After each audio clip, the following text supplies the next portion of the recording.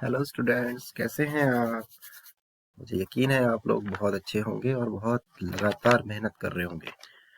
आज हम गणित की इस कड़ी में आगे बढ़ते हैं और गणित में बहुत ही महत्वपूर्ण जो टॉपिक है उस पर आप विचार करेंगे। आज बहुत महत्वपूर्ण जो टॉपिक है वो है हमारा भिन्नों से दशमलव में रूपांतरण और दशमलव से भिन्न में रूपांतरण। Conversion of fraction into decimals and conversion of decimal into fraction. विज्ञान और गणित की दृष्टि से यह इतना महत्वपूर्ण चैप्टर है कि इसके बिना बहुत सारी हमारी सत्यता, शुद्धता और सूक्ष्मता जो गणित में होती है हम पता नहीं कर सकते। तो इसलिए हम आगे बढ़ते हैं और देखते हैं कि इसमें हम क्या क्या हम सीखने वाले हैं।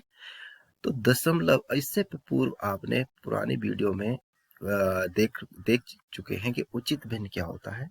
मैं थोड़ा सा दोहराव कर देता हूँ। जिसका अंश जो है हर से छोटा होता है उसे उचित भिन्न कहते हैं। अनुचित भिन्न किसे कहते हैं? जिसके अंश जो है हर से बड़ा होता है। और अनुचित भिन्न को हम मिश्रित भिन्न में भी बना सकते हैं। ये आप सब पढ़ चुके हैं। जैसे 12/5 को 2 सही 2/5 लिखा जाता है।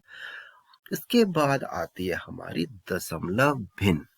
दशमलव भिन्न वो भिन्न हैं जिनके हर में 10 या 10 की घात होती है। जैसे 7/10, 43/100, 9/1000, 50/लाख। इस तरह से हर उसका 10, 10, 100, 1000 इस तरह से 10 की घात में होगा, उसे हम दशमलव भिन्न कहेंगे। तो आज हम दशमलव भिन्न 10 की घात वाले हर वाले भिन्नों पर विचार करेंगे। इससे पूर्व आपने पढ़ा होगा अभी तक कि हमारे जैसे इकाई, दहाई, सैकड़ा इस तरह से चलता है आपका। इकाई जो है 1, दहाई जो होते हैं 10 होती है और सैकड़ा जो होता है 100 होता है। हम इकाई से दहाई की तरफ मूव करते हैं तो वो 10 गुना जो दहाई में अंक होता है 10 गुना होता है और सैकड़ा उस 100 गुना होता है जो सैकड़े में अंक होता है। लेकिन इसके बाद डेसिमल्स आ जाता है। डेसिमल बिंदु, दशमलव बिंदु वह बिंदु है जो आपके एक तरफ पूर्णांक और दाईं तरफ अपूर्णांक को अलग करता है। दशमलव बिंदु वही, दाएं से अगर हम बाएं की तरफ चलें, दाएं से बाएं की तरफ चले तो 10 गुना होता है उस अंक का। तो इसी तरह अगर हम बाएं से दाएं की तरफ चलें तो वह 10 गुना कम होता है। तो दशमलव के बाद आता है दशांश। दशांश का मतलब होता है जो दशांश में जो अंक होगा वह जो होगा उसका 1/10वां भाग होगा। और शतांश उसके बाद आता है। शतांश में जो अंक होगा वह वह अंक जो होगा उस दशमलव उसमें भिन्न में वह 1/100 गुना कम होगा। और उसके बाद सहस्त्रांश आता है, थाउजेंड्स पॉइंट्स आता है, उसमें 1/1000 होगा। इस तरह से हमारा दशमलव बिंदु। इससे पूर्व आपने दशमलव को बहुत रूपों में देखा होगा। आपने देखा होगा कभी आप कुछ सामान लाते हैं उसमें इस तरह लिखा होता है माना 56 रुपये 99 और 596 रुपये 00 और 836.452 किलोग्राम, 943.656 मीटर। आप देख रहे होंगे मैं जब इनको दशमलव को पढ़ रहा हूँ कि दशमलव के बाद के अंकों को मैं ऐसे इकट्ठे नहीं पढ़ रहा हूँ, 99 या 452 नहीं पढ़ रहा हूँ। यह ध्यान रखें कि दशमलव के बाद के अंकों को हमेशा अलग अलग पढ़ा जाता है, क्योंकि वो दशांश, शतांश और सहस्त्रांश होते हैं, वो पूर्णांक नहीं होते। अब मैं एक छोटा सा एक बना के डेसिमल वैल्यू चार्ट बना के दिखा देता हूँ कि जैसे माना 836.452 किलोग्राम है तो हम उसको लिखेंगे। ये पूर्णांक जो है 836 को हम जैसे पहले लिखते थे, इकाई के स्थान पे इकाई, दहाई के स्थान पे दहाई और सैकड़ा के स्थान पे सैकड़े लिख देंगे। और उसी तरह से दशमलव के बाद में दशांश में 4 आया और शतांश में 5 आया और सहस्त्रांश में 2 आया। इस तरह से इसको डेसिमल वैल्यू चार्ट को हम ऐसे बनाते हैं और इस तरह से हम आगे बढ़ते हैं। फिर अब हमारा जो मेन टॉपिक है, भिन्न से दशमलव में रूपांतरण, तो conversation of fraction into decimal.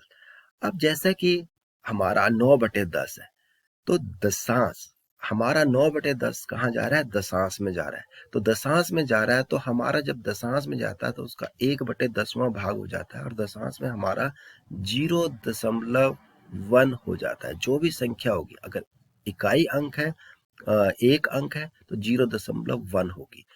और उसी तरह सहस्त्रांश में जो जाएगा, तो वहां पर 1/100 होगा, तो उसको 0.01 से गुना हम कर देंगे। माना वहां पर अगर 5 है सहस्त्रांश में, तो 0.05 हो जाएगा। इसी तरह से आपका 1000वें स्थान पे सहस्त्रांश जहां पर है, उसमें गुणा होगा 1/1000 से, तो वो हो जाएगा 0.01। तो अब ऊपर हम 9/10 था, तो 9/10 को अगर हम दशमलव रूपांतर करेंगे, तो आप देख पा रहे होंगे वो 0.01, अगर एक का है तो 0.01 होगा, तो 9 का 0.09 हो जाएगा। इसी तरह 7/100, तो ये है आपके 100 पॉइंट्स में है, ये शतांश है, तो 0.07। 8/1000 क्या हो जाएगा, 0.008। ये ध्यान रखने वाली बात है कि जितने शून्य नीचे होंगे, हर में होंगे, हम दशमलव के बाद उतने ही अंक आगे बढ़ के उस अंक को लिख डालेंगे। जैसे 8 है, तो 8, 1, 2, 3 और दशमलव ऐसे कर लेंगे। उसके बाद अब 79/10 है, तो ये जो 79/10 है, ये आपकी अनुचित भिन्न है। तो अनुचित भिन्न को हम क्या कर सकते हैं, उसे हम मिश्रित भिन्न में बना सकते हैं। तो 10 सत्ते 70, 70 सही 9/10 हो गया ये। और आप 70 से 7 तो पूर्णांक है, 7 को 7 ही लिखेंगे। और 9/10 अभी ऊपर हमने देखा है, 9/10 को हमने कैसे लिखा है, 0.9, तो 9/10 को हम 0.9 लिख देंगे। इसी तरह 79/100 को 0.79। देखो 100 है, तो दशमलव के बाद 2 अंक के बाद आपका दशमलव आएगा। अब इसको देखते हैं 79/1000 क्या होगा। अब आप हम साथ मिलकर करते हैं, तो दशमलव लगा देंगे, पहले 0 लगा देंगे। अब देखो 79 में अब यहाँ पर 3 जीरो आने चाहिए थे, तो यहाँ पर हमारा 79 दो ही है, तो हम इसमें एक जीरो लगा के इसको पूरा 1000 बना लेंगे, 079 बना लेंगे। अब आसान हो गया, 0.079। इस तरह से हम इसको भिन्न से दशमलव में रूपांतरण कर देंगे। अब आगे चलते हैं। माना किसी का हर 10 नहीं हो, किसी का हर 1 ही है, तो ये आपका 25/1 को हम क्या लिखेंगे, 25 ही लिखेंगे। 12/1 को क्या लिखेंगे, 12 ही लिखेंगे। 100/1 कुछ भी हो, उनका अगर हर में 1 है, तो वो वही संख्या पूर्णांक हो जाया करती है। इस तरह से हम इस निष्कर्ष पे पहुंचे कि सभी पूर्णांकों को भिन्नों के रूप में भी लिखा जा सकता है। कोई भी पूर्णांक है, उसका बटे 1 कर देंगे, तो वह हमारा क्या हो जाएगा, भिन्न हो जाएगा। अब इस मिश्रित भिन्न को जरा देखते हैं। 124 सही 83/100 को 1000 को देखते हैं। अब 83 में क्या है, एक ही 83 में क्या है, एक कम है 0, तो हमने उसको 83 को ओवर 1000 उसको पूरे 3 जीरो तक लेके आ गए, तो उसे हम क्या कर देंगे, 124,380 के बाद आपका दशमलव आना है, क्योंकि नीचे 1000 है। इस तरह से 124.083, इस तरह से आंसर हो गया। अब दशमलव संख्या का विस्तारित रूप, इससे पूर्व हमने विस्तारित रूप बिना दशमलव संख्याओं का किया है, वैसे ही हम विस्तारित रूप इसका भी करेंगे। माना हमारे पास कोई संख्या है 358.547, तो 5 का यहाँ तक तो आपको पता है, 8 का इकाई 8, 5 का 50, 3 का 300। लेकिन इसके बाद का ये जो 5 है, 5/10 हो जाएगा, 4, 4/100, 7 और 7, 7/1000 हो जाएगा। और इस तरह से हम विस्तारित रूप पे इस तरह से जोड़ कर दिया करते थे। पूर्व कक्षाओं में आपने पढ़ा है। तो 5/10 0.5 होगा, 4/100 0.4 होगा, और 7/1000 0.007 होगा। तो ये 354.547 का विस्तारित रूप 300 प्लस 50 प्लस 8.05 प्लस 0.04 प्लस 0.007 हो गया है। अब हम दशमलव से भिन्न में रूपांतरण करते हैं। चलो थोड़ा सा इसमें भी करते हैं। रूपांतरण करने से पहले हमें थोड़े से कुछ नियम देखने पड़ेंगे। अगर दशमलव के बाद सभी जीरो है, आगे कोई अंक नहीं है, तो हम उसको पूर्णांक के रूप में लिखेंगे। जैसे 2.00 है तो वो 2/1 ही हो जाएगा और 2 हो जाएगा। अब दशमलव के बाद एक अंक है, दशमलव के बाद एक अंक है, तो हम पूर्णांक तो पूर्णांक 2 लिखेंगे, और दशमलव के बाद एक अंक तो 27, और दशमलव के बाद एक अंक होने पर उसके हर में 10 आ जाएगा। अब 2.07 है। अब आप कहेंगे कि दशमलव के बाद जीरो है तो उसे नहीं लिखेंगे, लिखेंगे क्योंकि उसके बाद जो अंक है वो 7 है।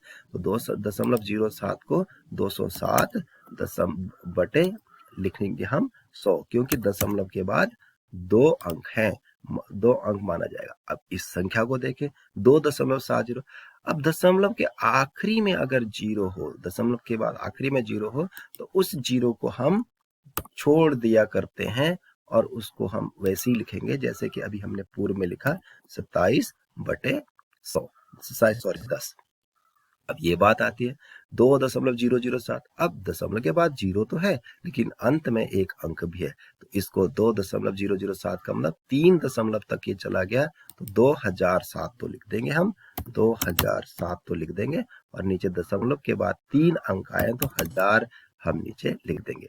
इसी तरह दशमलव के बाद एक जीरो है और उसके बाद अंत में जीरो है, अंत के जीरो को हम भूल जाएंगे, छोड़ देंगे, क्योंकि दशमलव के बाद अंत में जीरो को हम छोड़ देंगे, तो ये 207/100 जैसे कि पहले वाला प्रश्न था, ऐसा ही हो जाएगा।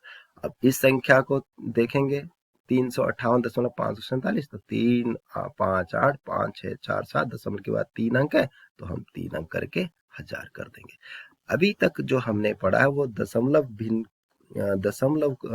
भिन्न का वो रूप पढ़ा जिसके हर में 10 है। अब हम छोटी सी एक डेमो करके देखते हैं कि जिसके हर में 10 ना होके कुछ और हो, ताकि आपको समझ आ जाए कि दशमलव में भिन्न कैसे टूटती है। अब विचार करते हैं 5/2, इसके भिन्न का हर जो है 10 से अलग है। 5/2 का मतलब हो गया कि हमने 5 को 2 हिस्सों में बांटना है। माना हमने 2 बच्चे ले लिए, अमन और जायरा, एक लड़की एक लड़का, ए से अमन, जेड से जायरा। हमने इस 5 चॉकलेट को इन 2 में बांटना है। तो चलो करके देखते हैं कि क्या होता है, इसे भिन्नात्मक रूप करके देखते हैं। हमने एक चॉकलेट अमन को दी, और एक चॉकलेट किसको दी, जायरा को दे दी, और दूसरी चॉकलेट फिर अमन को दी, अमन को दी, और फिर दूसरी चॉकलेट इस जायरा को दे दी। अब जो ये एक चॉकलेट बची है, तो हमारे दशमलव में हमने इसके चॉकलेट के 2 टुकड़े ऐसे नहीं करने हैं।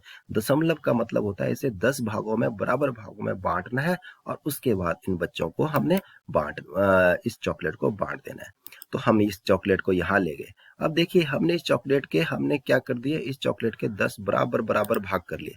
ये आप देख पा रहे होंगे, हमने इस चॉकलेट के बराबर बराबर भाग कर लिए, 10 बराबर बराबर भाग कर लिए, और हर एक भाग जो है वो 1/10 को रिप्रेजेंट करता है। 1/10, 1/10। अब बड़ा कर देते हैं ताकि आपको सबको दिखाई पड़े। 1/10, 1/10, 1/10, 1/10, 1/10, 1/10। तो हर एक चॉकलेट को हमने 10 बराबर भागों में बांट लिया। अब 2 इनको बीच में से काट दिया, तो हर एक जो चॉकलेट है वो 5/10 और 5/10 हमें रिजल्ट दे रही है। तो 5/10 5/10 हो गया। तो अब हम इस चॉकलेट को एक किसे दे देंगे, अमन को दे देंगे, और एक जायरा को दे देंगे। चलो फिर करते हैं। एक अमन को, ये अमन को दे दिया, और एक जायरा को दे दिया। तो इस तरह से हमारा दिखने में 1 2 और 2.5, 1 2 और 2.5 हो रहा है, लेकिन हुआ क्या, 2.5 नहीं होके 2 सही 1/2 हुआ, और 2 सही 5/10 हुआ। ये 5/10 को क्या कर लेते हैं, 2 अभी पिछले उसमें पढ़ा, 5/10 को क्या करेंगे, 0.5। तो ये 5/2 जो हो गया 2.5 हो चुका है। इसी तरह हम जिन भिन्नों के हर में 10 ना हो, उस पर हम और वीडियो बनाएंगे और आपके सामने प्रस्तुत करेंगे। धन्यवाद सहित।